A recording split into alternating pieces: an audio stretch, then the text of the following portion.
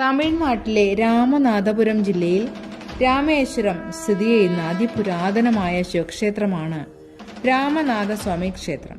ശ്രീരാമൻ ഇവിടെ വെച്ച് രാമരാവണ യുദ്ധത്തിൽ താൻ അറിഞ്ഞോ അറിയാതെയോ ചെയ്തു പോയ പാപങ്ങളുടെ പരിഹാരത്തിനു വേണ്ടി ശിവനോട് പ്രാർത്ഥിച്ചുവെന്ന് വിശ്വസിക്കപ്പെടുന്നു. ഇന്ത്യയിലെ 4 മഹത്തായ ഹൈന്ദവ ക്ഷേത്രങ്ങളിലൊന്നായി ഇതിനെ കണക്കാക്കപ്പെടുന്നു.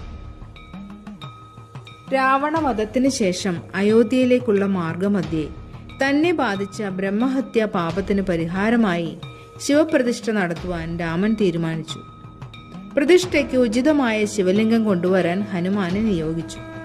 മുഹൂർത്ത സമയമായിട്ടും ഹനുമാനെ കാണാതായ ശ്രീരാമൻ സമയം വൈകരുതല്ലോ എന്ന് കരുതി മണലുകൊണ്ട് ഒരു ശിവലിംഗം ഉണ്ടാക്കി പ്രതിഷ്ഠ നടത്തി. ശിവലിംഗം കൊണ്ട് മടങ്ങിയെത്തിയ ഹനുമാൻ ഇത് കണ്ട് നിരാശനായി. സമീപത്ത് തന്നെ താൻ കൊണ്ടുവന്ന ശിവലിംഗം പ്രതിഷ്ഠിക്കുകയും ചെയ്തു.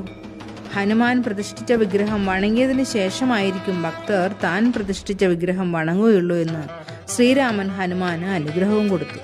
ഇന്നും ഭക്തർ ഹനുമാൻ പ്രതിഷ്ഠിച്ച വിശ്വനാഥ ലിംഗത്തെ വണങ്ങിയാണ് രാമനാഥലിംഗത്തെ വണങ്ങാനെത്തുന്നത്.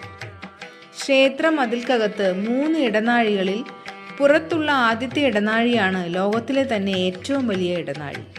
ഇന്ത്യയിലെ 7 അത്ഭുതങ്ങളിൽ ഒന്നാണ് ഇത്. ഒരുപാട് ഉപദേവതാ സന്നിധികളുള്ള പുണ്യസങ്കേതമാണ് രാമേശ്വരം ക്ഷേത്രം. പാണ്ഡ്യ രാജാക്കന്മാരും ശ്രീലങ്കയിലെ ജാഫ്ന ഭരിച്ചിരുന്ന രാജാക്കന്മാരുമാണ് ഇത് നിർമ്മിച്ചത്. ക്ഷേത്രത്തിലെ ഇടനാഴിക്കുള്ളിൽ വേറൊരിടത്തുമില്ലാത്ത 22 തീർത്ഥക്കിണറുകളുണ്ട്. ഈ 22 തീർത്ഥക്കിണറ്റിലെ ജലത്തിൽ കുളിക്കുന്നത് സർവ്വ പാപമോക്ഷം ലഭിക്കുന്നതിന് ഉതകുമെന്നാണ് വിശ്വാസം. ഓം രാമേശ്വരായ നമഃ.